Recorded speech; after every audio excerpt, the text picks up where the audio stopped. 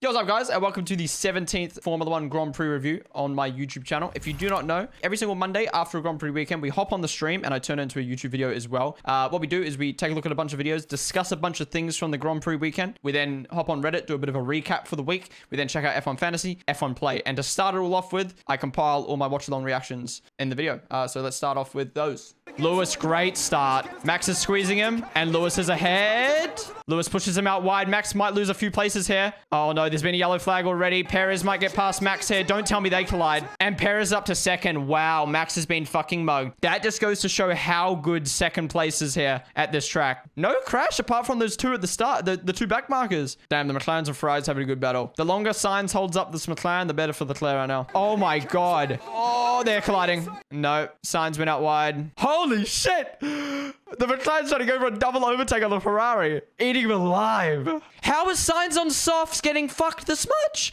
He should be flying on those softer tires. That was a great first lap, though. Oh, he's way wide. Who's that? That's Norris. That's Norris. I thought it was Ricciardo.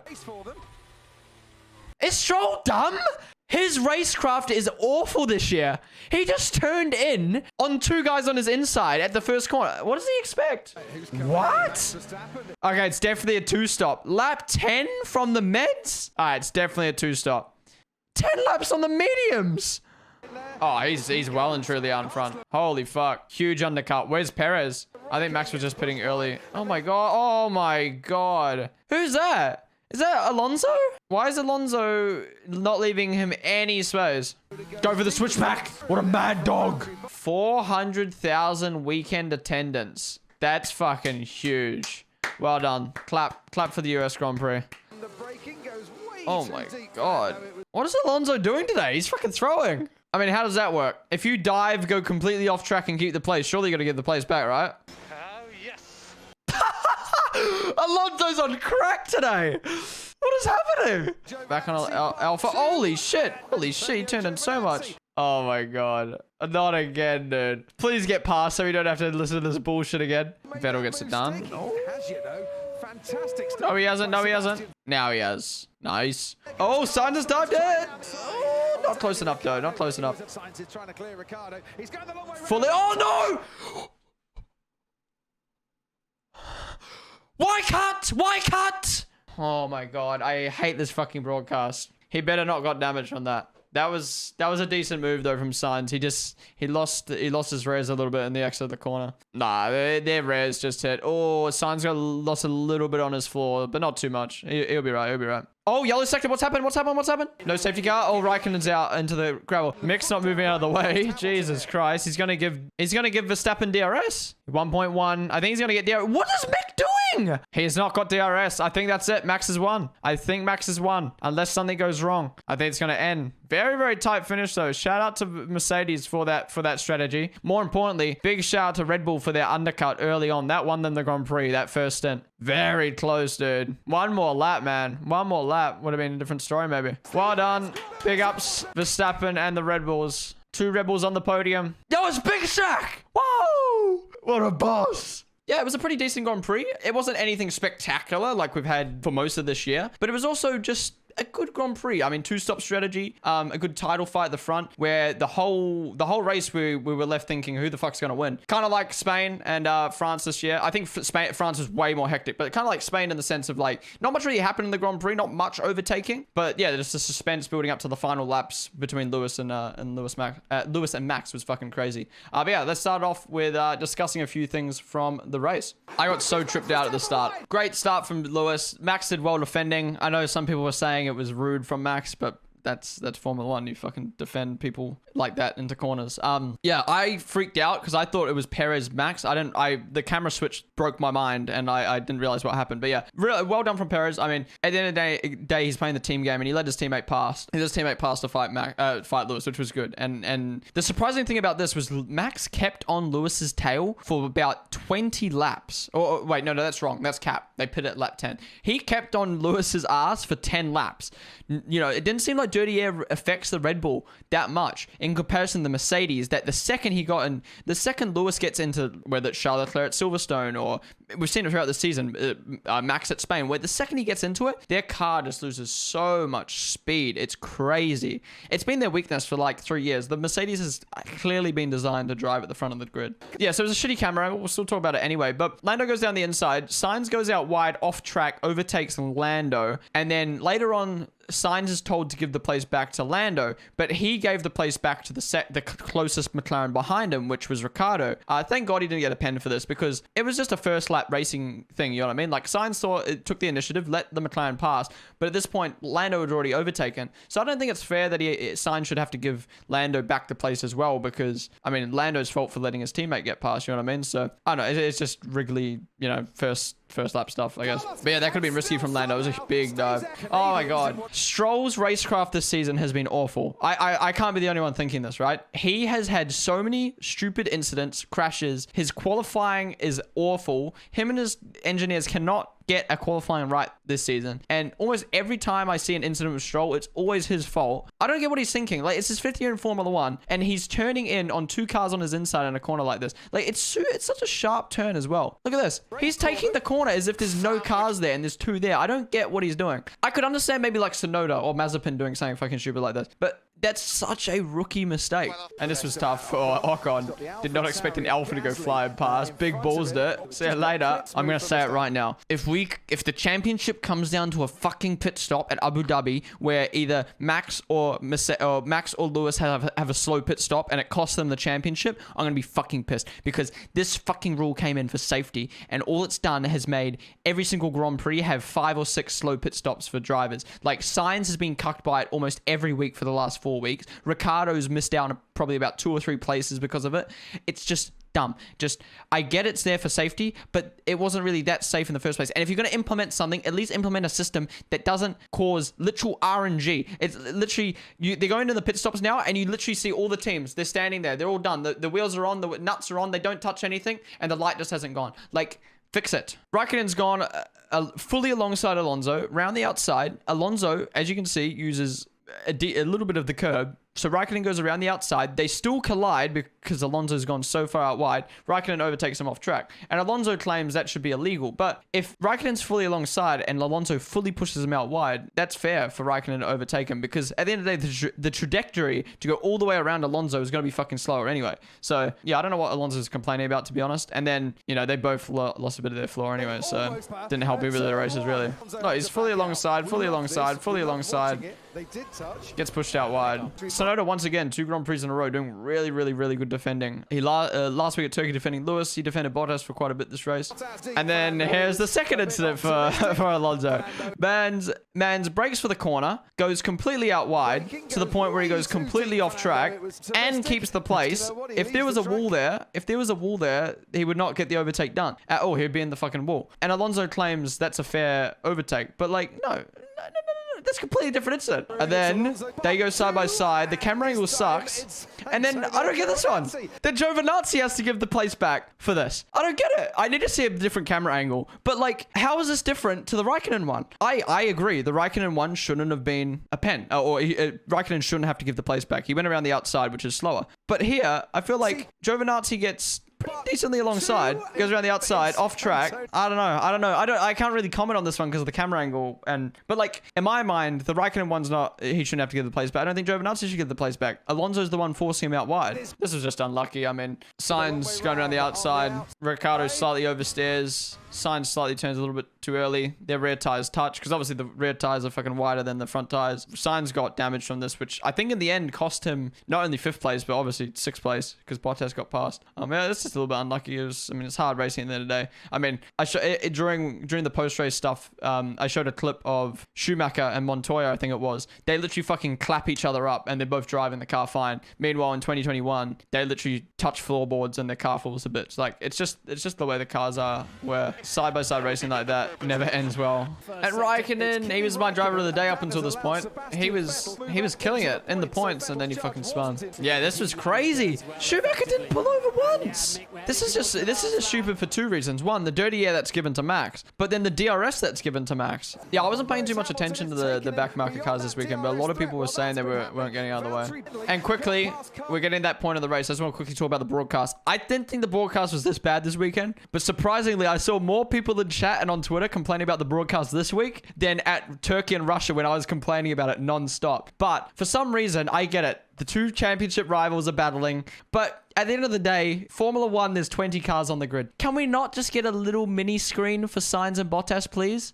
Just a little mini screen. That's all I asked. That's the only thing I noticed this weekend was that. That's the only thing I noticed this weekend. And then, yeah, this last lap was intense, but I guess once Lewis didn't get DRS, I think we all knew that was over. The lovely scenes, dude. 400,000 attendance over the weekend. I don't believe they've had this attendance before at the US Grand Prix, so just goes to show how far the sport's come in America. All right, ready to recap. Congratulations. Daniel Ricciardo's helmet for the 2021 United States Grand Prix. What do you guys think of this? It's nice, but I'm not a big fan of it. But I like the meaning behind it. It's quite nice. I don't know. In the car, I didn't really get to see it in the car. Daniel Ricciardo arriving at the paddock today. Yeah, so I mean, that's what I was talking about earlier. Like, he was fucking around with all this fashion stuff, and you know, he still had a good weekend, so he didn't look like a clown. Taken this morning, Charles driving himself to the track about an hour before everyone, stuck in traffic with the rest of us. Unlucky. Yo, imagine being a Leclerc fan. You look out your window and Leclerc's right there. Oh, I'd just hop out the car and get a fucking autograph real quick. After watching the documentary, I've been working on this painting pretty much every day since then. I have a similar dynamic to Mick when it comes to his father, so this piece holds a lot of sentiment to me. I clocked in just about 80 odd hours into it. It would mean the world for Mick to see it. Wait, this is a painting? Holy shit, I thought it was a photo at first. For some, like, obviously, yeah. But just first glance, I was like, wait, that's a photo? Oh, it's like, it's him and Seb. Oh, that's cool. Haas camouflage. Okay. Daniel on the race fielder. Man was taking it seriously. You can literally see him smiling at the world. Yes, if you don't know, Daniel Ricciardo and Zach Brown, the owner of McLaren, said made a deal. If Ricciardo got a podium this year, he would be able to drive his idol's car around for a bit. And yeah, Ricciardo got a podium, so Zach Brown pulled through. And yeah, there's a good video on YouTube if you want to have a look on the F1 YouTube channel. Max Verstappen's private jet. Oh, I didn't know you had a private jet. I guess it makes sense. Traveling around Europe, quick and easy. Perez after the race. Yeah, Mans was absolutely fucking exhausted, I can imagine. Like, imagine feeling like, try put yourself in the position where you felt sick in your life, and imagine having to drive and deliver at that while feeling like that. Like, oh, man. Verstappen berates Drive to Survive. A lot of it is fake. My shoulder push with Hamilton will probably be in it. Yeah, so Verstappen this week has came out and said he will not be participating in interviews in Drive to Survive. That does not mean he won't be in the show. Obviously, he's a Formula 1 driver. This is a Formula 1 licensed documentary or show, so he will still be in it. He just won't have interviews, which I understand. You know, when something like that is, when, you know, a show puts you in a bad light, you don't want to be a part of it. But at the same time, I feel like he could redeem himself, but he doesn't give a fuck about that, you know what I mean? But he has a chance to redeem himself in the show by, like, participating in interviews, and, you know, if he wins the championship, he'll be put in such a good light in the show, I reckon. I don't know, maybe they'll still make him look bad, who knows? Charles Leclerc, Pierre Gasly, and 2 fans at the Bucks game last night. Cool to see. Don't buy Aston Martin merch. Holy fuck. If I bought this, I would be pissed, especially living in Australia and having to wait so long for it to arrive. That shit's felt a bit. So you can see it. It's literally all the letters are like coming off. 3 years ago today, Kimi Raikkonen won the USGP, and it was his last win in Formula 1 as well. Zach Brown's new tattoo. Yeah, so I'm assuming this was the deal with Ricciardo. If you got a podium, you'd have to, or a win, you'd have to get a tattoo. Sergio Perez average starting position, 2020 versus 2021. So he's starting higher in Racing Point than he was in Red Bull. It just shows how hard it is for that Red Bull to drive. Oh, and someone in chat asked me earlier, would I prefer to drive the Red Bull or the Mercedes? The Mercedes. I just think, I mean, yeah, the Red Bull's better this year, but the Mercedes is just easier to drive. That's nothing to take away from Hamilton, by the way. It's just the Red Bull is clearly, you know, we've had Ricciardo, we've had Albon, Gasly, and Perez all in the car, and none of them, Ricciardo could, but, you know, towards the end of his career, it was getting tough, but this all can't drive the car. Shaq and Christian Horner on the grid. Man is so tall. Valtteri Bottas helmet design for the 2021 United States Grand Prix. Oh, that was Daniel. Not Daniel, that was Bottas's. I saw this, I thought it was Lewis's because the Monster. I didn't realize Valtteri was sponsored by Monster as well. Yeah, I'm not sure what I think about this. I mean, it looks cool. It's something different. It's nothing too crazy. It's nice. What do you guys think? Valtteri leaning into the memes on Instagram. After his time at Mercedes, Valtteri Bottas has decided to open his own engine parts store. Yo, Valtteri's actually got a pretty decent sense of humor. Man's been posting all the engine memes on his Instagram. During the driver's parade, Vettel was asked to speak a few words in German. Instead, he asked the crowd in English to not leave litter behind. One thing I noticed, I think everybody's having fun today, but please don't litter. Yeah, that was really, really cool. We were watching that on the stream when it happened. Obviously, Vettel's been very disappointed, specifically the Belgium Grand Prix. I think Zandvoort as well, he's disappointed with how much litter is getting left behind at the Grand Prix. Yeah, I guess people just feel like, oh, well, someone will clean it up. And it's a shitty mentality to have. Just fucking carry it to the bin. Put it in the bin. Rick and his new best friend. When you really think about it, Daniel Ricciardo hasn't been home in almost 2 years now. He must be missing his family so much. I mean, and thank God for technology, I guess, that he can still keep in touch through like video calls and stuff like that. But yeah, it must be hard. I mean, I guess a lot of drivers are like that. FP2 Verstappen blast Hamilton after wheel-to-wheel spat. We haven't spoken about this yet because there's nothing to talk about in my opinion. There's nothing to talk about. Max was dumb and overtook Lewis in the last sector in practice, and then Lewis overtook him back at the last corner. Max initiated it, Lewis encouraged it, and then they went wheel to wheel, and then they both got mad at each other. I don't know why people are going on Twitter and fucking mourning at one driver or the other. I mean, Max started it, Lewis continued it, and it is what it is. It's practice. They're rivals. They're getting in each other's heads. Who cares? You know, it's like they happened, and you know, talk about it, laugh at it, and move on. You know what I mean? Like, I don't know why people make it such a big deal. Like, oh my God, Max's immaturity, this, that, Lewis's ego. It's like, what? No, don't make it more than what it is. Perez arrives at the track in the new 2022 Acura NSX Type S. I found out, if you're wondering what the Acura was on the Red Bull rear wing, it's Honda's luxury car brand. Toby Gruner? Fuck that name. The 2022 F1 cars will be much quicker than initially expected according to the latest simulations carried out by F1. Pat Simmons expects them to be only 0.5 seconds slow at the start of next year and equal by the end of the season. Dope. Everyone was so concerned that we're going to be getting 2 seconds slower cars and it was visually going to be slower. So that's really good. If they're only 0.5 seconds slower and have all the, you know, the less dirty air and stuff like that, sick. As someone who has been watching F1 since 1996, F1 has arrived to USA, and that is a big deal. Yeah, I can't really comment because I got into the sport in 2019, and we didn't have any American Grand Prix in 2020. But yeah, 400k spectators, probably the highest attendance to date, and what a fantastic race. As an American resident, used to watch delayed coverages or on some illegal streams just to keep track of what was going on in F1. It was never this accepted here. This is great for the sport, and it's heartwarming to see how the sport has embraced by the American public. A definite paradigm shift happening. Fuck, I can't read. Perez with his parents. But yeah, Liberty Media has done a fantastic job. From Drive to Survive to the YouTube channel to the social media push to the video games to just everything. Liberty Media fucking killed it in growing the sport aspect. And hopefully that continues with the 2022 cars. Only concern is there are rumors that they want to sell to Saudi Arabia, sell to a Saudi Arabian company because they're $600 million in debt from COVID, or something, $300 million in debt. Not in debt, but like down from COVID, and they want to sell. But that's just a rumor. Who knows if that will actually happen? I see a lot of people freaking out, but to be honest, at the end of the day, F1's F1. The big dogs at F1 are always going to be the big dogs. At the end of the day, what company owns it? Yeah, in the long run will make a big difference, but like in terms of the sport itself, like the big dogs are still making the big decisions, whether fucking Disney own it or Liberty Media own it. The same sort of decisions are going to be made. Perez with his parents, Horner and Jerry Halliwell in the paddock. Yeah, Perez's dad was going crazy at the Grand Prix. Shaquille O'Neal is taller than Lewis Hamilton while standing on the second place podium. What a god. What a beast. Man rocked up in that car with the big horns. I'll be honest though, I don't understand this aspect of Formula One. Like, what other sport what other sports celebrate with other big athletes? Like other famous athletes. Like, take Monaco, for instance. Why the fuck is Serena Williams getting interviewed instead of Max Verstappen? Like, why is Shaq the big show of the podium? It should be the drivers who won. But still, it was cool to see Shaq up there. Oh, we need a real quick, speaking of celebrities, let's go look at the Megan Thee Stallion interview. Holy crap. I don't get this. I don't understand this. I'm going to assume that Megan Thee Stallion doesn't watch Formula One or know much about it, right? She's a busy lady, you know. She probably doesn't keep up with, as an American as well, she probably doesn't keep up with Formula One considering it's on at 7 a.m., right? So I'm going to assume she's not going there because she's a fan of the sport. She's going there for publicity, yeah? So what I want to know is, if she's going there for publicity and like for the, you know, why is she turning down an interview? Or why does she not want to talk on an interview? I'm assuming she's so uncultured about Formula One, she doesn't realize that Sky Sports is the leading broadcast for Formula One. But why go to a Grand Prix that you're not why go to a sport that you don't support and then not want to be publicized? I don't know. Anyways, have a listen. It's funny as fuck. You're a freestyle rapper. I think she's happy. Okay, boss. You're a freestyle rapper. Have you got any rap for us today on Formula One? I have no rep today. I'm sorry. Who are you supporting in the race? I can do that because I did. Yeah. Okay.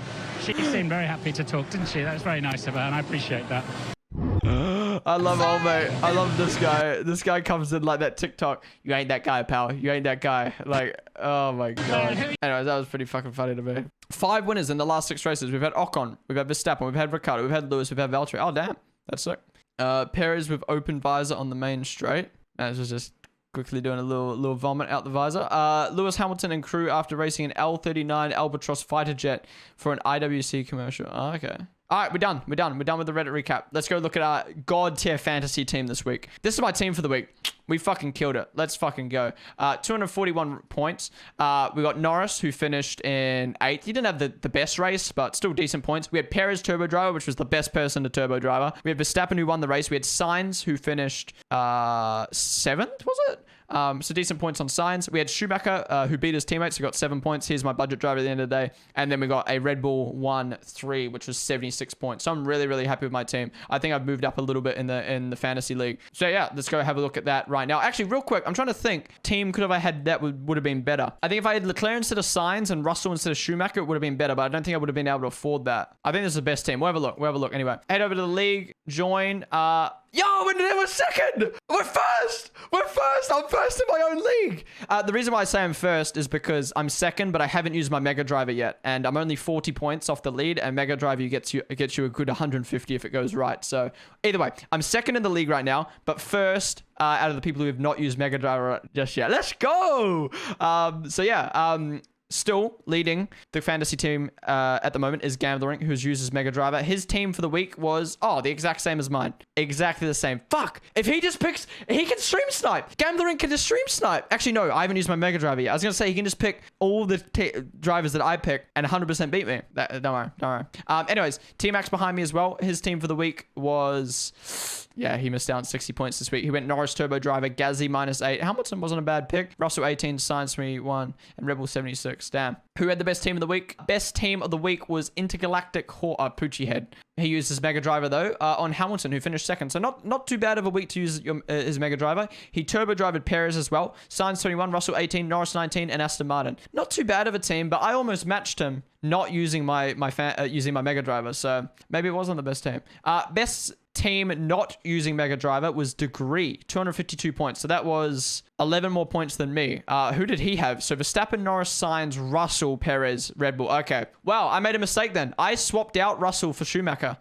Reason being, Russell was taking the grid pen, so I expected him not to participate in qualifying, but he did. And then I expected him not to finish in front of his teammate, which he did. So yeah, I guess if I kept Russell on my team, I would have had the exact same team as Degree, but we win some, we lose some. And for the week, I finished equal fifth. So that's not too bad. Anyways, let's move on to F1 play. So I couldn't do my F1 play this week, unfortunately. I tried to do it half an hour before the race, but it wouldn't let me. It was glitched. So anyways, no one got 10 out of 10 or 9 out of 10. Someone though, or 0.05% got 8 out of 10. 1% got 7 out of 10. 4% got 6 out of 10. 9% for 5 out of 10. 6% for 4 out of 10. The majority was on 3 out of 10, and very close behind with 2 out of 10. 40% got 1 out of 10, and 3.85% got 0 out of 10. Now, we will look at my picks. So yeah, so it bugged out, so I wasn't able to do it, but I did on stream do my predictions, and I predicted Verstappen first, so I would have got that right. I predicted Perez second, I would have got that wrong, and I predicted Lewis third, so I would have got that wrong. I predicted fastest lap was Max. Who got fastest lap in the end? Was it Max? Lewis?